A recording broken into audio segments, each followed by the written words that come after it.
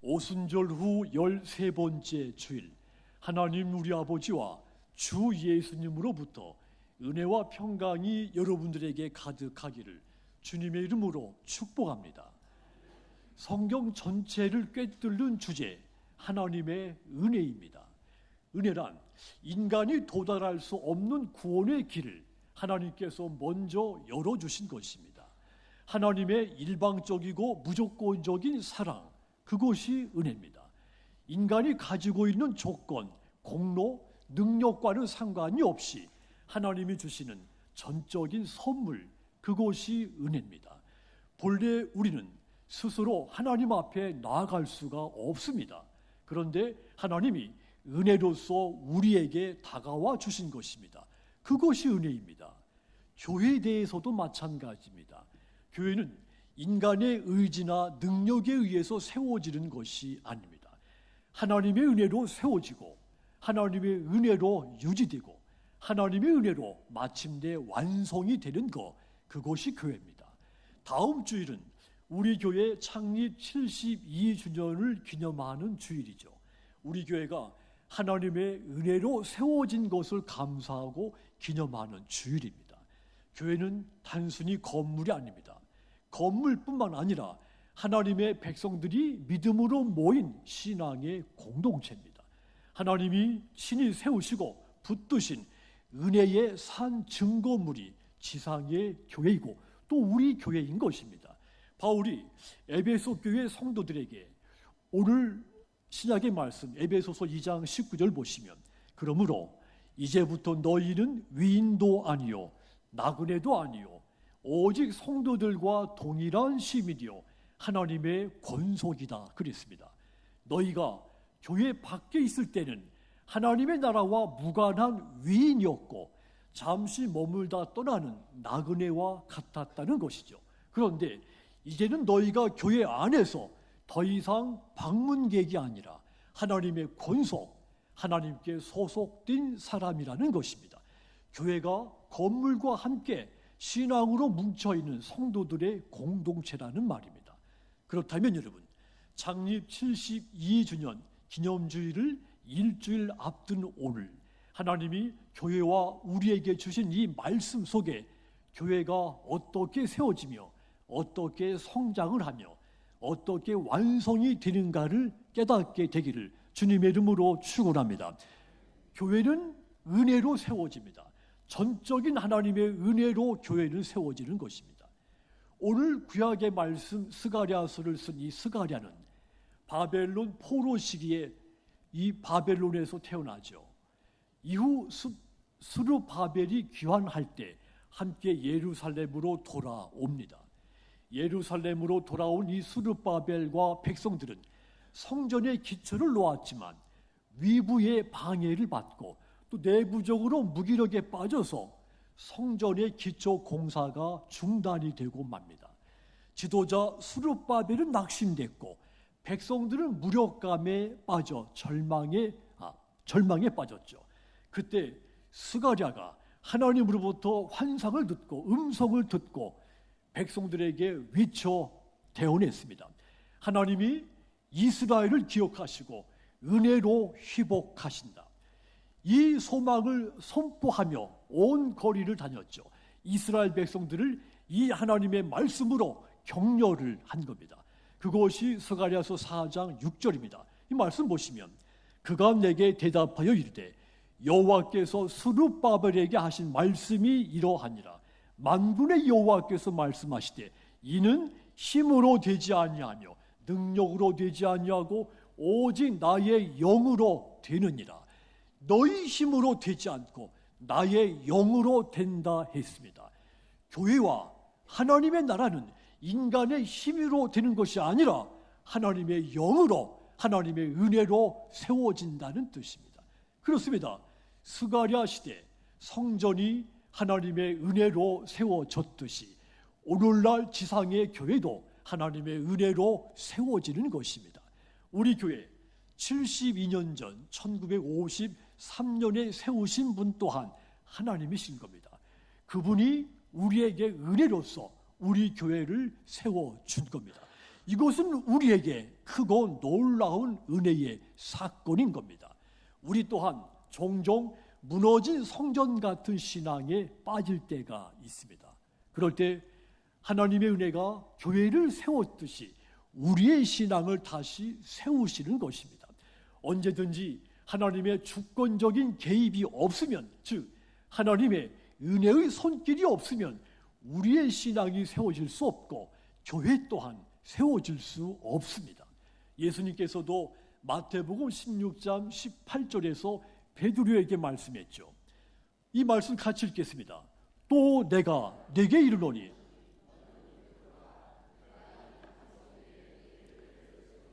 음부의 권세가 이기지 못하리라. 아멘. 너희가 교회를 세우라 이렇게 말하지 않고 내가 내 교회를 세운다고 했습니다. 여기서 내가 이 말을 주목해야 합니다. 교회 주체가 사람이 아니라는 말입니다. 목사가 교회 주체가 아니라는 뜻입니다. 예수님 자신이 교회 주체라는 것을 분명하게 밝히신 겁니다. 교회는 사람들의 사교적인 모임으로 출발한 것이 아닌 겁니다. 예수님의 십자가, 부활의 이 은혜 사건으로 교회가 탄생하게 된 겁니다. 그러니까 교회는 하나님의 은혜의 역사, 구속의 은혜에서 세워진 겁니다. 초대교회 시작에서도 이 진리를 확인할 수 있습니다. 사도행전 2장 4절 보시면 그들이 다 성령의 충만함을 받고 성령이 말하게 하심을 따라 다른 언어들로 말하기 시작하니라 그랬습니다. 성령이 강림함으로써 최초의 교회가 탄생을 한 겁니다. 성령이 강림하던 그날 교회가 세워진 것, 사도들이 모여서 어디에 어느 규모로 어떤 모양으로 우리가 교회를 세울까? 사도들이 모여서 계획하고 실행해서 교회가 세워진 것이 아닙니다. 인간의 계획에 의해서가 아니라 오직 위로부터 임한 성령의 은혜로운 사건에 의해서 초대교회가 세워진 겁니다. 성령이 임하자 제자들이 담대하게 복음을 증거했고 3,000명이 되는 사람들이 세례를 받고 교회에 더해졌다고 했습니다. 이처럼 교회 탄생은, 교회의 시작은 하나님의 주권적으로 일하시는 은혜의 사건으로 이루어진다는 뜻입니다. 한국교회 초창기 선교사님들 열악한 환경 속에서 복음을 전파했습니다. 병으로 쓰러지고 문화 충격도 컸습니다. 그럼에도 불구하고 그들은 사력을 다해 이 조선 땅에 복음을 전파했죠.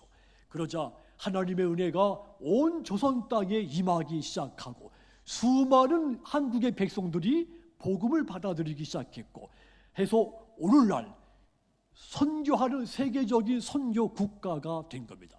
이것은 분명한 사람이 아니라 하나님의 은혜로 이루어진 시작된 역사인 겁니다. 그러므로 여러분 72년 전에 우리에게 은혜를 부으시고 성동교회를 세우시고 무너진 내 믿음을 다시 세우시는 그 하나님을 높여 찬송하시기를 바랍니다. 그리고 계속해서 하나님의 은혜가 우리 교회 안에 넘쳐서 우리 교회가 날마다 새롭게 세워지고 우리 믿음 또한 날마다 새롭게 세워지기를 기도하시길 바랍니다. 그리하여 우리 교회를 통해서 하나님의 거룩한 뜻이 온 땅에 이루어지게 되기를 주님의 이름으로 축복합니다. 교회는 또한 은혜로 세워질 뿐만 아니라 하나님의 은혜로 성장을 하는 것입니다. 사도행전 2장은 교회 성장 원리를 가장 잘 보여준 장이죠. 성령을 받은 초대교회 성도들, 사도들의 가르침을 열심히 받았고 말씀대로 살려고 힘썼고 서로 떡을 떼며 성도의 교제를 나누었고 기도에 전념을 했습니다. 그러자 사도행전 2장 47절 보시면 주께서 구원받는 사람 날마다 더하게 하셨다 그랬습니다. 교회가 성장을 한 겁니다. 부흥하기 시작한 겁니다. 여기서 주목해야 하는 거 주께서 이 말입니다. 성도들이 말씀을 묵상하고 말씀대로 살려고 힘을 쓰고 기도에 전념하고 성도들이 떡을 가져와서 함께 아름다운 교제를 나누는 것, 이 또한 중요한 요소지만 근본적으로 교회를 성장시킨 것은 주께서, 주님이 하셨다는 뜻입니다. 바울이 고린도 교회 분열 문제를 다루면서도 이렇게 말했습니다. 고린도전서 3장 6절 보십시오. 나는 심었고 아볼로는 물을 주었으되 오직 하나님께서 자라나게 하셨나니 그랬습니다. 이 말 속에 교회 성장이 누구의 공로인지가 분명하게 드러나 있습니다. 바울은 내가 교회를 위해서, 교회 성장을 위해서 한 것이라고는 아무것도 없다 했습니다. 단지 씨를 뿌린 것밖에 없고 아볼로 또한 그저 물을 준 것밖에 없다고 고백한 겁니다.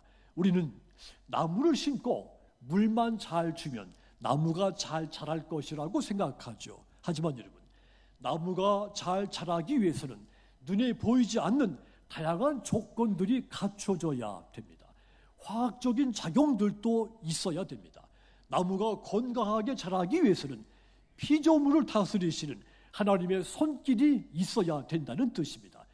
교회도 보이지 않는 하나님의 손길이 있어야 성장을 하는 겁니다. 그것이 하나님의 은혜인 겁니다. 그래서 바울 고린도전서 3장 7절에서 이렇게 말했습니다. 그런즉 심는 이나 물 주는 이는 아무것도 아니로되 오직 자라게 하시는 이는 하나님뿐이니라 그랬습니다. 교회 성장이 어떤 특출한 지도자의 능력에 의해서 이루어지는 것이 아니라 하나님의 전적인 은혜, 그 은혜 때문에 교회가 성장한다는 말입니다. 단지 우리는 지도자로서 또 성도로서 헌신하는 우리는 교회 성장의 통로와 도구에 불과한 겁니다. 오직 성장의 근원적인 요인은 하나님의 은혜, 주님의 은혜라는 말입니다.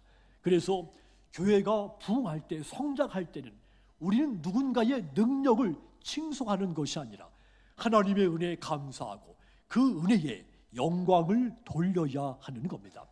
스룹바벨 성전 제거를 지휘하며 수많은 난관을 만났습니다. 그런데 스가랴서 4장 7절 이 말씀 우리 같이 읽겠습니다. 큰 산아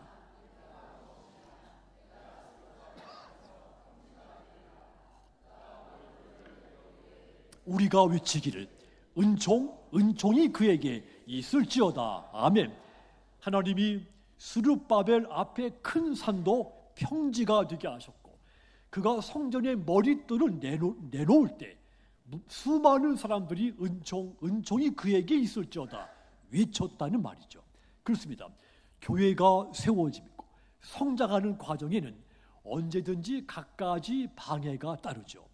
큰 산과 같은 장애물이 많이 생기게 마련입니다.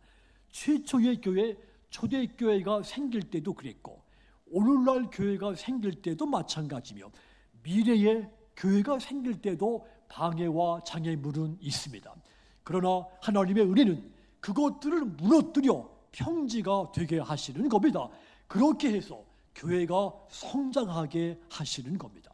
1907년 평양 대부흥운동 한국교회 성장의 전환점이었습니다. 당시 한국은 가난, 문맹, 또 식민지 지배 그 억압 속에 절망적인 상황이었죠. 그런 상황 속에서 성도들이 함께 모여 뜨겁게 회개하고 기도하고 말씀을 읽고 말씀대로 살려고 헌신을 했습니다. 그때 은혜의 성령이 강력하게 우리 믿음의 선조들 속에 임하기 시작했습니다. 그 결과 한국교회가 놀랍게 성장을 했고 세계교회 역사에 길이 남을 영적 부흥이 한국교회에 일어난 겁니다. 그러므로 여러분, 지난 72년 동안 수많은 어려움이 있었지만 그 속에서 우리 교회에 은혜를 부어주셔서 교회를 성장케 하신 그 하나님께 찬송을 올려드리시기를 바랍니다. 하나님의 성전인 저와 여러분들이 온갖 방해와 장애물을 이겨내고 지금 이 자리에 서게 하신 그 하나님께 감사하시기 바랍니다. 뿐만 아니라 우리 교회 현재와 미래에도 하나님의 은혜가 충만하게 임하기를 기도해 주시기를 바랍니다. 그리고 이 은혜로운 교회 안에서 하나님을 영원토록 찬양하시는 저와 여러분들 모두 되시기를 주님의 이름으로 축복합니다. 또한 교회는 은혜로 세워지고 은혜로 성장하지만 마침내 은혜로서 완성이 됩니다. 저와 여러분이 우리 성도교회를 완벽하게 완성시키는 것이 아니라 하나님의 은혜가 우리 교회를 완성시키는 겁니다. 교회를 시작하게 하시고 그 교회가 끝까지 흔들리지 않고 완성에 이르도록 붙들어 주시는 것, 이것이 하나님의 은혜인 겁니다. 스가랴서 4장 9절 보십시오. 스룹바벨의 손이 이 성전의 기초를 놓았은즉 그의 손이 또한 그 일을 마치리라 하셨나니 만군의 여호와께서 나를 너희에게 보내신 줄을 네가 알리라 하셨느니라. 하나님이 스룹바벨의 손이 성전의 기초를 놓았은즉 그의 손이 또한 그 일을 마치리라고 선언했죠. 그의 손, 스룹바벨의 손, 그의 손은 그냥 자연의 손이 아닙니다. 하나님의 손에 붙들린 그 손이 마침내 성전 기초 공사를 마칠 것이라고 한 겁니다. 결국 하나님이 이 성전을 완성시킨 겁니다.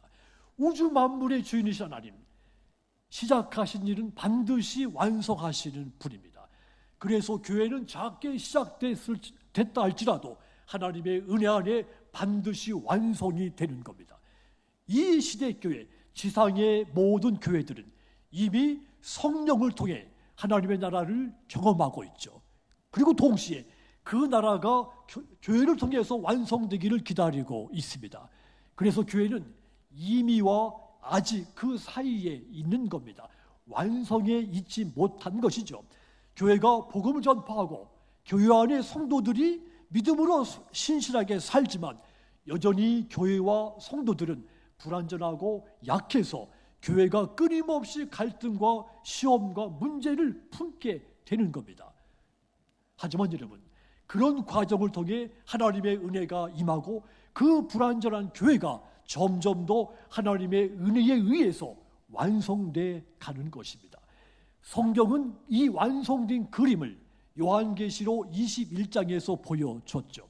새하늘과 새 땅에 나타나는 거룩한 성, 새 예루살렘을 완성된 교회의 모습으로 사도 요한을 통해 우리에게 보여준 겁니다. 즉 우리가 새 예루살렘 같이 완성된 교회를 꿈꾸고 하나님의 은혜를 의지해야 되는 겁니다. 새 예루살렘, 하나님과 어린 양의 임재 가운데 거하는 완성된 교회의 모습을 상징한 겁니다. 지상의 교회가 지금은 연약하고 흠이 많지만 결국 어린 양의 신부로 준비돼서 영광스럽게 하나님의 은혜로 완성이 되는 겁니다. 하나님은 친히 준비하시고 세우시고 완성하신 그 은혜의 자리가 되는 겁니다.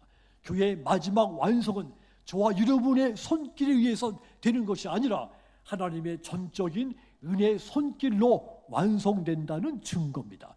결국 교회의 시작도 은혜, 성장도 은혜, 그리고 완성도 하나님의 은혜에 속한 겁니다. 처음부터 끝까지 은혜가 교회의 역사며 은혜가 교회의 피와 같이 생명과 같은 겁니다. 그래서 우리는 오늘도 순간순간마다 교회를 바라볼 때마다 또 집에서 우리 교회를 생각할 때마다 하나님의 은혜가 없이는 아무것도 아니다, 이 믿음의 고백을 해야 됩니다. 북한 땅에는 지금도 이 순간에도 이름조차 알려지지 않은 작은 교회들이 숨어 있습니다. 예배를 드리다가 발각되면 노동수용소에 끌려가거나 목숨을 잃을 수도 있습니다. 그럼에도 불구하고 그들은 모이기를 힘쓰고 찬송을 속삭이고 성경 한 장을 돌려 읽습니다. 인간적인 힘으로 감당할 수 없는 그 환경 속에 있고 시간은 계속 흘러가고 있습니다. 하지만 여러분, 성령의 은혜가 그들을 끝까지 붙들고 계시기 때문에 교회는 지금도 그 땅에서 조금씩 완성돼 가고 있는 겁니다. 그 하나님은 우리 교회를 또한 은혜로서 완성시켜 주실 것을 믿습니다. 그러므로 우리 교회가 완성된 새 예루살렘을 바라보아야 됩니다. 하나님이 완성시키는 날까지 교회 사명, 지역과 세계 열방을 향해 복음을 선포하는 그런 교회가 되어야 하겠습니다. 성도 여러분, 지상의 교회는 우리 한국의 이 남한 우리나라 속에 한 6만 교회가 있습니다. 지상에 수많은 교회가 있지만 완벽한 교회, 완성된 교회는 없습니다. 지상의 교회들은 죄인들이 모인 곳이기 때문에 불완전하고 연약하고 갈등이 있고 실수가 제약이 존재하죠. 성경도 이것을 인정했습니다. 바울이 고린도 교회, 갈라디아 교회에 보낸 편지 속에 여러 가지 문제를 지적하면서 교회가 완전해야 하지만 여전히 부족하다고 말을 합니다. 그러면 여러분, 지금 이 땅에 있는 우리 교회 또한 불완전하지만 그러나 그 불완전한 가운데 하나님의 은혜로 점점 더 완성된 교회로 세워지는 것을 믿으시기 바랍니다. 그리고 마침내 하나님의 은혜가 우리 교회 안에 넘쳐서 새 예루살렘의 교회 같은 그런 우리 교회가 되기를 주님의 이름으로 축복합니다. 사랑하는 성도 여러분, 주님의 몸된 교회, 처음부터 끝까지 은혜의 공동체입니다. 은혜로 세워지고 은혜로 성장하고 은혜로 완성이 됩니다. 그러므로 우리는 교회 안에서 내가 누군데, 내가 무엇을 했는데 나를 자랑할 것이 없습니다. 모든 것이 하나님의 은혜로 이루어진 것이기 때문입니다. 우리가 교회를 섬기는 것도 하나님의 은혜며 내가 교회 안에서 뭔가 작은 일이라도 할 수 있었던 것, 이 또한 하나님의 은혜인 겁니다. 교회 주인은 오직 예수님이시고 그분은 교회 머리이며 그분의 은혜가 교회의 모든 것을 붙들고 있는 겁니다. 나는 단지 교회, 세워지는 교회, 하나님이 주인 되신 그 교회의 작은 도구, 작은 통로에 불과한 겁니다. 그러므로 여러분, 우리 교회가 하나님의 은혜 안에서 날마다 새롭게 세워지고 성장하고 완성되어 가기를 주님의 이름으로 축복합니다.